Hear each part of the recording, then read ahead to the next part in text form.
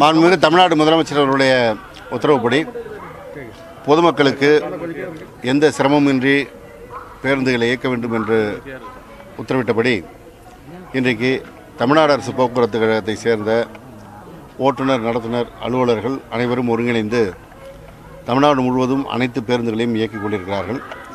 6 அம்ச கோரிக்கையை வலியுறுத்தி போக்குவரத்து ஊழியர்கள் போராட்டத்தில் ஈடுபட்டுள்ள நிலையில் இதுகுறித்து அமைச்சர் சிவசங்கர் சில முக்கிய கருத்துக்களை தெரிவித்துள்ளார். பல்வேறு தொழிற்சங்கத்தினர் இணைந்து 6 அம்ச கோரிக்கையை வலியுறுத்தி வேலை நிறுத்த போராட்டத்தை அறிவித்து இருந்தனர். இந்த விவகாரத்தில் அரசு நடத்திய பேச்சுவார்த்தைகளில் உடன்பாடு ஏற்படவில்லை. இதனையடுத்து இன்று அதிகாலை முதலே பஸ் ஸ்ட்ரைக் ஆரம்பித்தது. இருப்பினும் காலை முதலே பல இடங்களில் வழக்கமாகவே பேருந்துகள் இயங்கியது.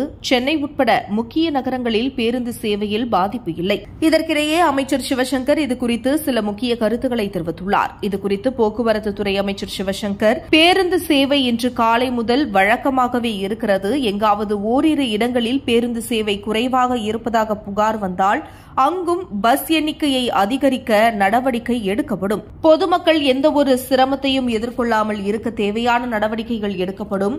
இன்று காலை முதல் நான் தமிழ்நாட்டில் பல்வேறு இடங்களிலும் தொடர்பு கொண்டு பேசி வருகிறேன். அனைத்து இடங்களிலும் பேருந்துகள் சேவை வழக்கமாகவே இருக்கிறது. எல்லா பணிமனைகளில் இருந்தும் பேருந்துகள் வெளியே வந்துவிட்டன. அனைத்து இடங்களிலும் பஸ்கள் வழக்கம் போலவே இயங்கி வருகிறது. எங்கேயும் எந்த ஒரு பிரச்சனையும் இல்லை. மேலும் தொழிற்சங்கத்தினர் பேச்சுவார்த்தையை முடித்துக் கொண்டு நேற்றைய தினமே போராட்டத்தை தொடங்கிவிட்டனர். எங்களை பொறுத்தவரை நாங்கள் காத்திருந்தோம். 2 கோரிக்கைகளில் செய்து தர உறுதி அளித்திருந்தோம். மற்ற விஷயங்களில் வேலை நடந்து வருகிறது. ஏற்கனவே அதிமுக ஆட்சி காலத்தில் வேலைக்கு ஆளே எடுக்கவில்லை. இப்பொழுது ஓட்டுநர், நடத்துனர் எடுத்துக் கொண்டிருக்கின்றோம்.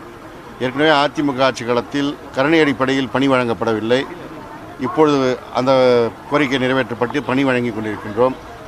காலியிடங்களை நிரப்ப ஓட்டுநர்களை எடுக்கும் பணிகளை தொடங்கிவிட்டோம். இதை அவர்களே அறிவார்கள். ஆனால் அரசியலுக்காக இல்லை என்கிறார்கள். அதேபோல பணி காலத்தில் ஓட்டுநர் உயிரிழந்தால் அவர்களுக்கு பணி வழங்குவதும் கடந்த அதிமுக ஆட்சி காலத்தில் நடக்கவில்லை. திமுக ஆட்சி அமைத்த பிறகே வாரிசுகளுக்கு கருணை அடிப்படையில் வேலை அளிக்கப்பட்டு வருகிறது. ஆனால் இந்த விவகாரங்களில் திட்டமிட்டு தவறான தகவல்கள் அவர்கள் அளிக்கிறார்கள். போராட்டத்திற்கு வலு சேர்க்க வேண்டும் என்பதற்காக இப்படி உண்மைக்கு மாறான தகவல்களை சொல்கிறார்கள். அவர்கள் வலியுறுத்துவது ஒரே ஒரு கோரிக்கைதான். மற்றபடி எண்ணிக்கைக்காகவே 6 கோரிக்கை என்கிறார்கள். ஊதிய ஒப்பந்த பேச்சுவார்த்தை அதிமுக ஆட்சி காலத்தில் 3 ஆண்டுகளுக்குள் முடிக்காமல் ஆட்சி முடிகின்றவரை இழுத்தடித்து இடைக்கால நிவாரணம் என்ற ஒரு பெயரிலே சொல்லி விட்டுவிட்டு போயினதை மாண்புமிகு முதலமைச்சர் தளபதி மு க ஸ்டாலின் அவர்கள் ஆட்சி அமைந்த பிறகுதான் அந்த பேச்சுவார்த்தை முடிவுற்று தொழிலாளர்களுடைய கோரிக்கை அத்தனையும் நிறைவேற்றப்பட்டிருக்கிறது.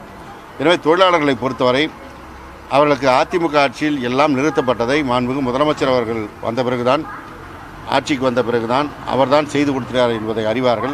ஊதிய ஒப்பந்த பேச்சுவார்த்தை என்பது ஒவ்வொரு ஆண்டும் நடத்தப்படுவதுதான். இதற்கு தொடக்க நடவடிக்கையாக அதிகாரிகளை கொண்டு குழு அமைக்கும் பணியை தொடங்கியுள்ளோம். இந்த பணி முடிந்த பிறகு ஊதிய ஒப்பந்தம் தொடர்பான பேச்சுவார்த்தை அறிவிப்பு வெளியாகும். நான் இப்போது சென்னையில் இருந்தபடி தமிழகம் முழுக்க இயக்கப்படும் பேருந்து சேவையை கண்காணித்து வருகிறேன்.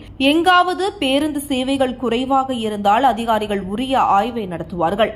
நான் விடியற்காலை முதலே பல இடங்களில் பேசி வருகிறேன். எங்கும் பஸ் சேவையில் பாதிப்பு இல்லை. மழை பெய்யும் சில மாவட்டங்களில் மட்டும் ஊழியர்கள் வர தாமதமாவதால் பஸ் குறைவாக இயக்கப்படுகிறது.